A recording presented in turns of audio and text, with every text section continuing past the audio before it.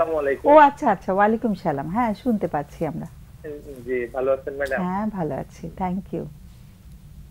জি, আমি একটু সমস্যা, মানে আমার মেয়ের বয়স 14 বছর আর কি, ক্লাস 7 এ 14। পড়ে। হুম। জি, জি। তো ও একটা এই অনলাইনে যে পড়াশোনা মোবাইলে বিভিন্ন সময় করতো আর কি। হুম। তো মেসেঞ্জারে কথা বলতো তার বান্ধবীদের সঙ্গে। হুম। তো এক পর্যায়ে সে একটা ছেলের প্রতি একটু দুর্বল হয়ে যায়। আচ্ছা। তো আমি মেসেঞ্জারে তাদের কথোপকথন গুলো একদিন দেখলাম আর কি, দেখে বিষয়টা অনুমান করলাম। হুম। তো পরে ওকে জিজ্ঞেস করলাম যে তুমি এর নাম্বার কোথায় পেলা? হুম। তখন বললো যে আমার এক বান্ধবী দিয়েছে, হুম। তার এক বান্ধবী নাম্বারটা দিয়েছে। আমি বললাম যে তুমি দিয়েছে তো কথা বলতে হবে। তখন বলছে আমার বান্ধবী ওর সঙ্গে প্রথমে অভিনয় করতে বলছিল, এরকম একটা বিষয়। আচ্ছা। তো তার কথোপকথন গুলো দেখে ওরকম মনে হলো যে প্রথমে সে কিছুটা অভিনয়ের মতো করছে আর কি, কিন্তু একটু কথা খুব বলার ইন্টারেস্টিং এক লাগছে, পর্যায়ে শুনতে খুব ইন্টারেস্টিং লাগছে। অভিনয় বলতে কি মিন করা হচ্ছিল এখানে? মানে মানে তার একজন প্রেমিক হিসাবে অভিনয় করবে এরকম ও বিষয়টা আর কি। আচ্ছা আচ্ছা, মানে ওকে। ওই মেসেঞ্জারে কথাবার্তার মাধ্যমে। মানে একটু প্রেমের অভিনয় করতে হবে। জি, জি, জি। আচ্ছা। তো প্রাথমিক কথাবার্তা গুলো 2-3 দিন ওরকমই ছিল, হুম। কিন্তু ওই আলাপের এক পর্যায়ে দেখা যাচ্ছে যে তারা মানে তার প্রতি দুর্বল হয়ে গেছে আর কি, মানে কথাবার্তা এটা। মেয়েটি দুর্বল হয়ে গেছে জি, জি, ছেলেটির আমার প্রতি। মেয়ে, হ্যাঁ, ছেলেটার প্রতি দুর্বল হয়ে গেছে। হুম। তো এটা আমরা যখন একটু জানতে পারলাম, তখন তাকে বললাম এই বিষয়টা নিয়ে একটু জবাবদিহি করলাম আর কি। হুম। তো তারপরে হচ্ছে ওর খালামুনিরা ওকে একটু বুঝালো যে এটা তোমার পড়াশোনার বয়স, এগুলো সম্পর্কে এই সময় জড়ানো যাবে না। তো তারপরে তার মোবাইলটা অবশ্য আর ব্যবহার করতে দেওয়া হয় না। আচ্ছা। তো তারপর থেকে ও একটু অমনোযোগী হয়ে গেছে, মানে ঠিকভাবে পড়াশোনা করতে চায় না। তারপরে হয়তো আমরা একটা কথা বললে রেগে যায়। তো সার্বক্ষণিক দেখা যায় যে টিভি দেখছে, হুম। মানে এরকম একটু আনমনা স্বভাবের হয়ে গেছে আর কি। হুম। তো এই সমস্যাটা থেকে কিভাবে বেরিয়ে আসা যায়? আচ্ছা। আহ, মানে এখন আর মোবাইলে কথা বলছে না, কিন্তু ওর আহ, আচরণের মধ্যে পরিবর্তন এসে গেছে, ও একটু হ্যাঁ, অমনোযোগী হয়ে গেছে। জি, জি, জি। তা এটার কি কারণ এটা হতে পারে ও একটু জড়িয়ে পড়েছিল, একটু ভালোবেসে ফেলেছিল, সেটা মিস করছে, এরকম কি হতে পারে? হ্যাঁ, মনে হচ্ছে আর কি সে বিষয়টা আর কি। তো ওর মার সাথে ওর সম্পর্কটা কেমন? মার সাথে একটু ঘনিষ্ঠতা আছে কি? হ্যাঁ, ঘনিষ্ঠতা আছে, কিন্তু ওর মা একটু ওই রাগী স্বভাবের, তো হুম। যার কারণে মার সঙ্গে বিষয়টা ওইভাবে সে শেয়ার করে নাই আর কি। ও, মাকে বলেইনি? না, এটা বলেই নাই। আচ্ছা, বাবাকে বলেছে? না, বাবাকেও বলে নাই। আমরা ওই যে মেসেঞ্জারে আমি মাঝে মাঝে হয়তো এমনি দেখি যে কি পড়াশোনা করলি কালকে, দেখি একটু আচ্ছা আচ্ছা। ওই মেসেঞ্জারে চেক করতে গিয়ে দেখি তাদের কথোপকথন গুলো আর কি হুম হুম। এখানে। ওকে, তখন মেয়ে কি আলাদা করে ওর সঙ্গে কথা বলা সম্ভব হয়েছে? হ্যাঁ, আমি ওই বিষয়টা নিয়ে তার সঙ্গে কথা বলেছি আর কি। হুম। তো ও কি স্বীকার করেছে যে ও একটু দুর্বল হয়ে গেছিল ছেলেটার প্রতি?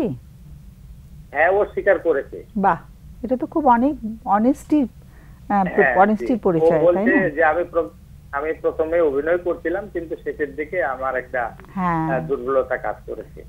এবং আমরা তো জানি, তাই না, যে এই জি, বয়সটাতে কৈশোরে কিন্তু আমাদের উল্টো জেন্ডার, মানে যারা মেয়ে হলে ছেলেদের প্রতি, ছেলে হলে মেয়েদের প্রতি, অপোজিট জি, জেন্ডার, জি, তাদের প্রতি একটা আকর্ষণ ওই বয়স থেকেই, মানে কাজ না করাটাই অস্বাভাবিক। ওই বয়সে কিন্তু আকর্ষণ বোধটা হয়। হ্যাঁ, জি, শুরু হয় ওই বয়স থেকে। তো এখন তো আরো আগে থেকে শুরু হয়, 14, আমরা তো জি, শুনি যে আরো 9-10 বছর বয়স থেকেই তাদের অপোজিট জেন্ডারের সাথে মানে আলোচনার ধরনটা পাল্টে গেছে। হ্যাঁ। জি, জি, তো কাজে এটা খুব অস্বাভাবিক কিছু না, এটা হওয়াটাই স্বাভাবিক। কিন্তু আমাদেরকে ওদেরকে আসলে ওদের সাথে আমাদের আরো নৈকট্য থাকলে ভালো হয়। যেমন ওর মার সাথে ওর তেমন বন্ধুত্ব হয়নি আর কি, মা যেহেতু রেগে যাচ্ছেন, তো হ্যাঁ, সেই জন্যই হয়তো বাবাকে কিছুটা বলে নাই। সে জি, হয়তো আস্থায় আনতে পেরেছে, সেজন্য শেয়ার করেছে।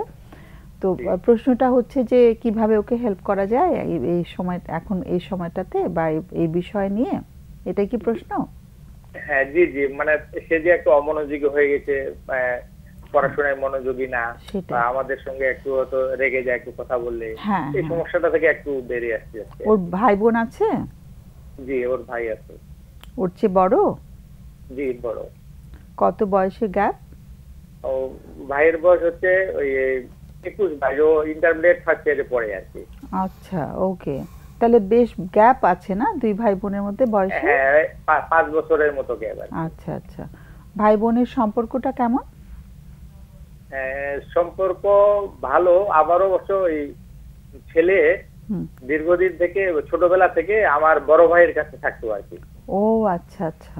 মানে ওকে। ভাই, মানে আমার ভাইয়ের বাচ্চা ছিল না তো, ছোটবেলা হ্যাঁ। থেকেই ওখানেই মানুষ হয়েছে, আর আচ্ছা। মেয়েটা আমাদের কাছে। আচ্ছা, তাহলে ভাইয়ের সঙ্গে খুব একটা থাকাও হয়নি। ও তো একাকিত্বে ভুগছে মেয়েটা, তাই না?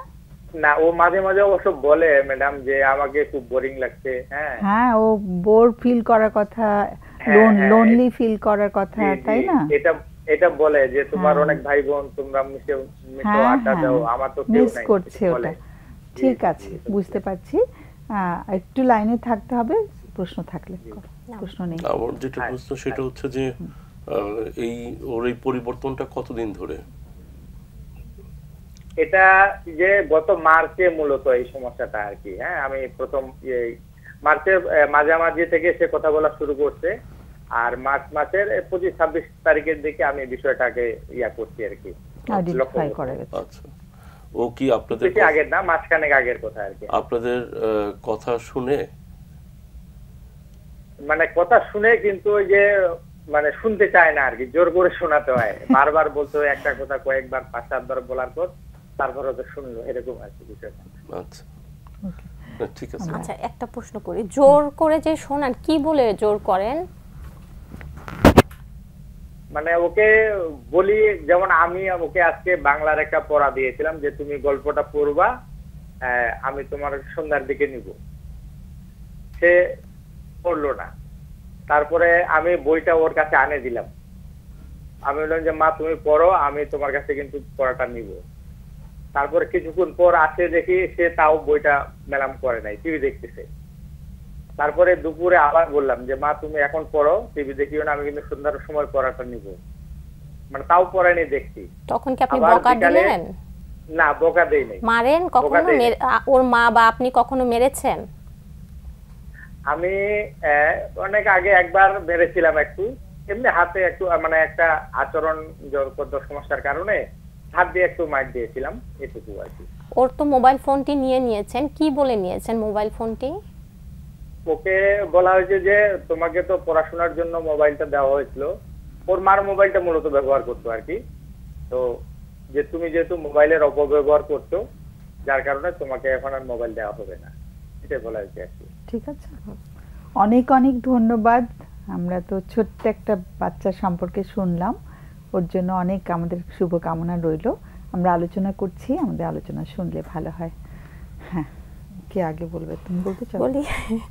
সো যেটা হচ্ছে যে হয় কি, আমরা ওর তো হয়তো ওই যে কথা একটু একাকিত্বে যে বড় হয়েছে বোঝা যাচ্ছে, এবং তখন হয় কি যে আবেগীয় যে প্রকাশটা, হয়তো গল্প করার যে আমাদের ইচ্ছাটা থাকে, আমাদের তো Eric Berne TA transactional analysis থেরাপিতে 3টা হাঙ্গারের কথা বলেছে। ওই একটা হাঙ্গার হচ্ছে যে কথা বলার হাঙ্গার।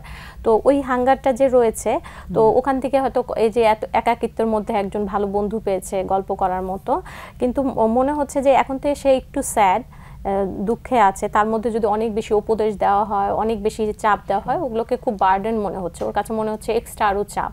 তো ওকে একটু স্পেস দেওয়া, সময় দেওয়া, ওর পছন্দের কাজগুলো একটু করতে ওকে মনে করিয়ে দেওয়া, বাবা মা হিসেবে ওর যেই সময়টা দরকার একটু পাশে বসা, কোয়ালিটি টাইম স্পেন্ড করা, একটু বাইরে নিয়ে যাওয়া, কিংবা সবাই মিলে একটা মুভি দেখতে পারে, একটা ছবি দেখতে পারে, তাই না? আজকাল তো ছবি, তো ভিডিওতে আমরা অনেক ছবি বের করে দেখতে পারি, তাই না? মানে হয় না যে তিনজনই তো মানুষ, একসঙ্গে কিছু অ্যাক্টিভিটি করতে পারে যেটা একটু আনন্দ হতে পারে।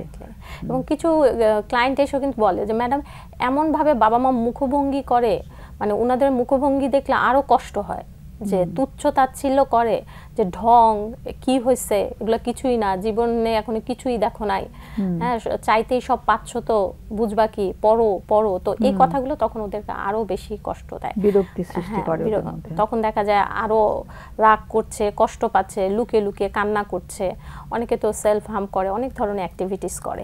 তো এই কারণে যেটা হচ্ছে যে একটু ও যাতে নিজের যত্ন করতে পারে এবং ওকে যদি কাউন্সিলিং এ নিয়ে আসা যায়। আচ্ছা, কাউন্সিলিং এর কথা না বারবার না বলি, কারণ কোথায় নিয়ে যাবে মানুষ অনেক সময় বুঝতে পারে না। একটু সাইকোথেরাপি আন্ডারে থাকলে আমরা হয়। ঢাকা বিশ্ববিদ্যালয়ের দুটো সেন্টারের কথাই বলি সাধারণত, কারণ আমরা এখান থেকে তো ব্যক্তিগত নাম্বার কাউকে দেই না। তো আচ্ছা, তো তো দেখা যায় কি যে বললে যে মনের যে একটু হালকা হতো, ওটা ওকে অনেক সাপোর্ট আমার দিত। মনে হয় এখানে পুরো পরিবারের আসলে একটু পরিবর্তন দরকার আর কি, তাই না? জি, মাকে জি। খুব ভয় পায়, হ্যাঁ। তো মার সাথেই তো মেয়েরা একটু শেয়ার বেশি করার কথা, কিন্তু মাকেই অত বেশি ভয় পেয়ে যাচ্ছে, বাবার সঙ্গে তাও একটু শেয়ার করে, তো জি। মারও একটু কাছাকাছি যাওয়া দরকার মেয়েটির, তাই না?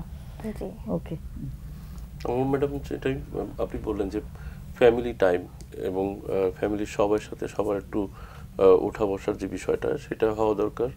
আর একটা বিষয় হচ্ছে যে মানে যেটা কোয়ালিটি টাইম, আমরা কোয়ালিটি টাইমটা আসলে কি করব, মানে ওর কথাটা কিন্তু শোনা দরকার। কোয়ালিটি টাইমটা যদি একটু মানে বুঝিয়ে বলেন। আমরা মানে এটা মানে এই না যে ওকে অনেক কিছু বোঝানো, ওকে বসে বসে অনেক গল্প করা, এটা না, বরং ওর কথাটা শোনা, এবং সেটা ওর যে বয়স তাতে সপ্তাহে অন্তত 2-3 বার যদি করা হয়, যে 15-20 মিনিটের মতো যে ওকে শোনা, ওর কথা বোঝা, তাহলে সেটা একটা মানে মানে এটা তো রুটিন করে 15-20 মিনিট করা যায় না, এটা অভ্যাসে পরিণত করে মানে ফেললে অভ্যাসে, ভালো কিন্তু হয়। মানে বলাটা আর কি যাতে যেহেতু ওনারা করেন নাই তাতে যাতে মানে প্র্যাকটিসটা শুরু করতে পারেন সেই জন্য। আর একটা হচ্ছে যে সুনির্দিষ্ট নির্দেশনা খুব গুরুত্বপূর্ণ এই বয়সে। অনেক সময় দেখা যায় যে প্যারেন্টরা সুনির্দিষ্ট কোনো নির্দেশনা দেন না, ওইটা করা যাবে না, ওইটা করা যাবে না, কি করা যাবে সেটা বলেন না।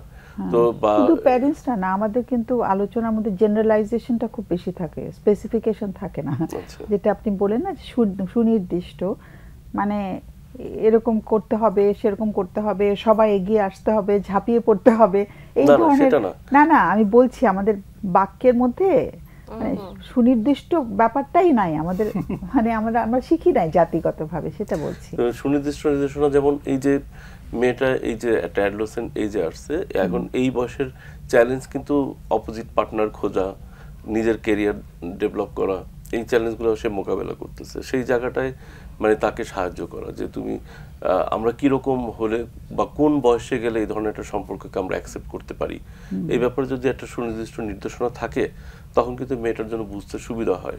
যেমন আমি একটা মানে একটা ফ্যামিলির কথা বলি, যে মেয়েটা মানে প্রথম দিকে এরকমই, এটাকে আমরা বলি লুডুস টাইপের প্রেম, যেটা শুরুতে থাকে যারা মানে সম্পর্ক করতে চায় না আবার করতে ইচ্ছা করে, তারাই মূলত এরকম একটু খেলুড়ে টাইপের কিছু আচরণ করে।